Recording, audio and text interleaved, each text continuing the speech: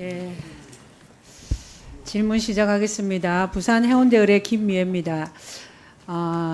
장관님, 정부는 고립은둔 청년 관련해서 지난해 전국 단위로 첫 실태 조사를 실시했죠. 네, 그렇습니다. 예, 그 결과를 바탕으로 2만 1,360명 정책 대상자를 발굴했고, 그중 1,903명이 지원에 필요한 개인정보 제공에 동의했습니다. 장관님, 고립 은둔 청년이 개인정보 제공에 동의했다는 것은 도움을 절실히 바라는 신호로 생각되죠. 네, 그렇습니다. 예, 동의한 1,903명에 대해서 어떤 지원들이 이루어지고 있습니까? 네, 우선 그 515명에 대해서는 그 지원 사업하고 상담 서비스를 좀 제공하고 있습니다. 네. 나머지는요? 나머지 1,388명에 대해서는 복지부가 이제 명단을 제공을 해서 광역시에서 지금 초기 상담을 하고 있습니다. 예, 복지부는 고립 은둔 청년을 전담하는 청년 미래센터를 전국 광역시도 인천, 울산, 충북, 전북에 4개를 올해 8월 14일에 개소했죠. 네, 그렇습니다. 예, 고립 은둔 청년 전담 기관인 청년 미래센터가 있는 4곳 외에 서울, 경기, 대구, 광주는 자체 사업을 운영 중인데, 그러면 그 외 9개 시도는 전혀 기관이 없다는 겁니다. 그렇죠? 네, 민간 이제 참여를 좀 활성화하려고 지자체하고 협력하고 있습니다.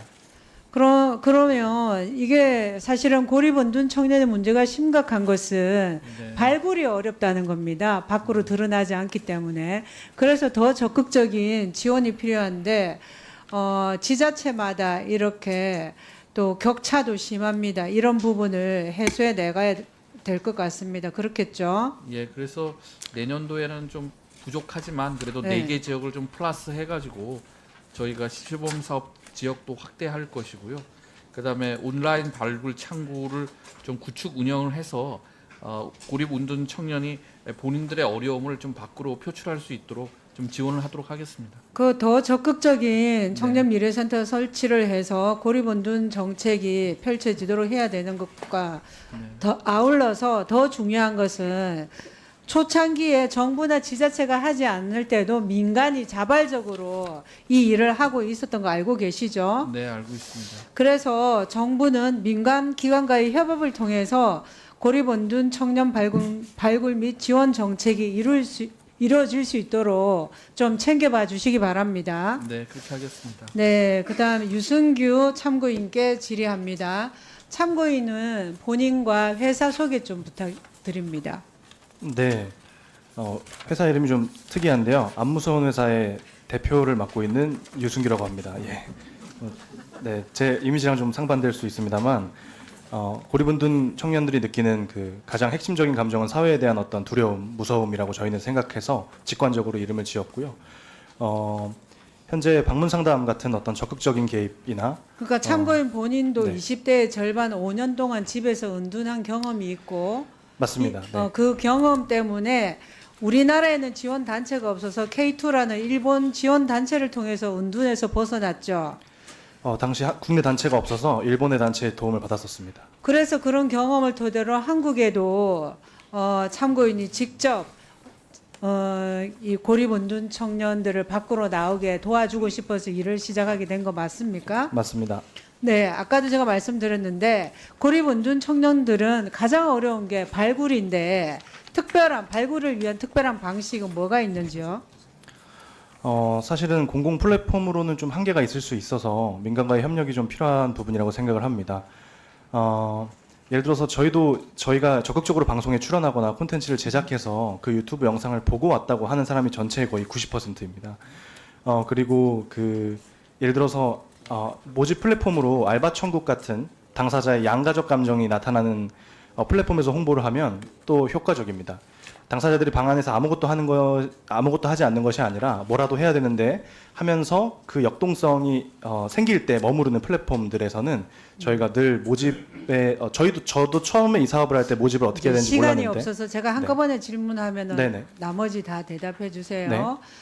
은둔 고수의 교육은 어떻게 이루어지는지, 상담이나 교육 중에 특별히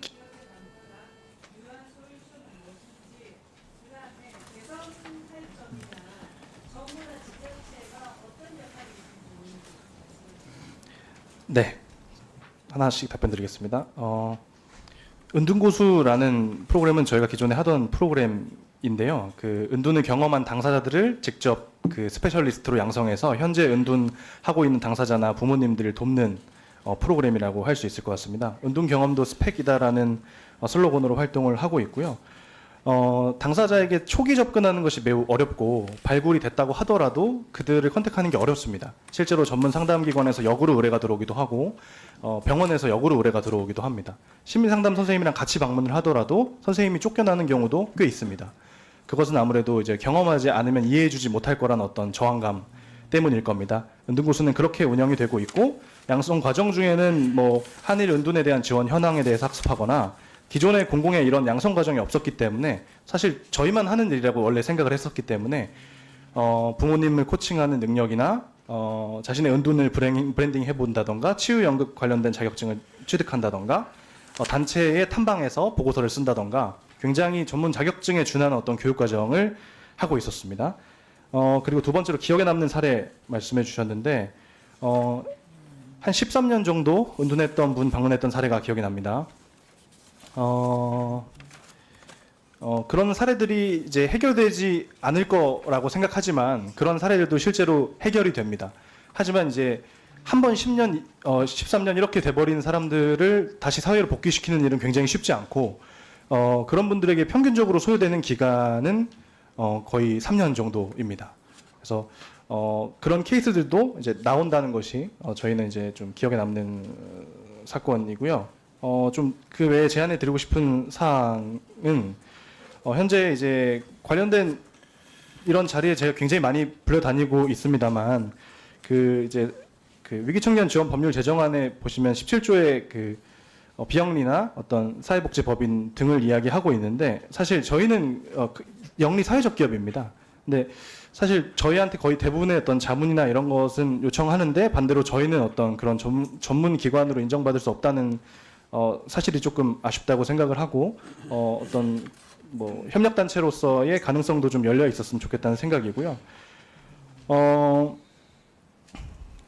그 결국에 이 모든 일에 대해서 어떤 전략을 짜고 방향성을 짜는 것이 굉장히 중요하다고 생각을 하는데 많은 어떤 지원 센터들에서 맞춤형 프로그램을 표방하고 있습니다. 하지만 사실 저는 그것에 대해서 동의할 수 없고 이 계통에는 아직 전문가가 없다고 생각합니다. 예를 들어서 사회복지사가 우리가 흔히 생각할 때 전문가라고 생각을 하지만 사회복지에서도 청년을 복지의 대상으로 바라본 지는 역사가 얼마 되지 않습니다. 그래서 실제로 현장에서 방문을 하게 될 때 어르신 집에 방문을 하게 되면 김치라도 가지고 가면 좋아하시는 경우들이 많지만 역으로 왜 내가 여기 혼자 사는 걸 당신이 뭔데 알리냐라고 민원을 넣거나 고소를 하겠다라고 하는 경우들도 있습니다. 그렇기 때문에 그 초기 접근에 대한 전략을 짜기 위해서는 결국 당사자를 인터뷰해야 된다고 생각을 합니다. 그런데 그 어떤 분야보다 당사자가 이 문제에 대해서 적극적으로 얘기해 주기가 너무 힘든 분야입니다. 근데 그런 상태로 예산만 계속 투입된다고 해도 실제로 지금 어떤 제한적인 조사들에서 재고립률이 50% 가까이 나오기도 합니다.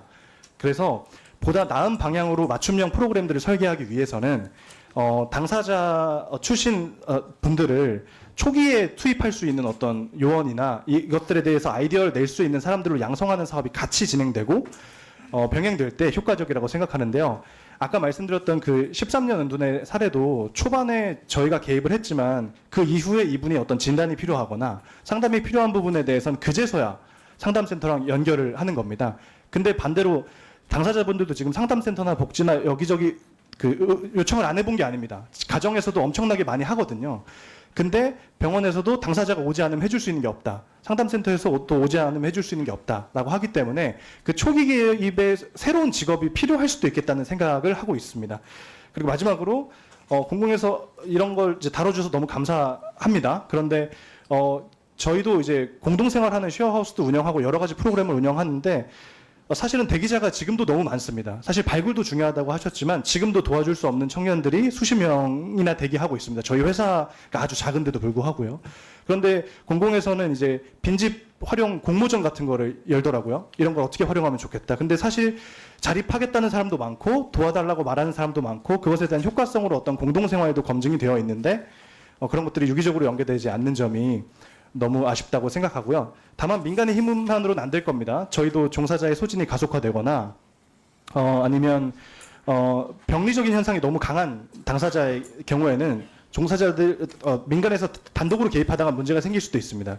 그런 부분에서 어떤 임상심의사나 복지부와 관련된 전문가들이 좀 유기적으로 협업할 수 있는 형태가 훨씬 더 좋은 방향으로 예산을 효율적으로 쓸 수 있는 방향이라고 생각합니다. 네, 고맙습니다. 네, 다음은 이계호 의원님 질의하십시오. 네, 이계호입니다. 장관님, 예.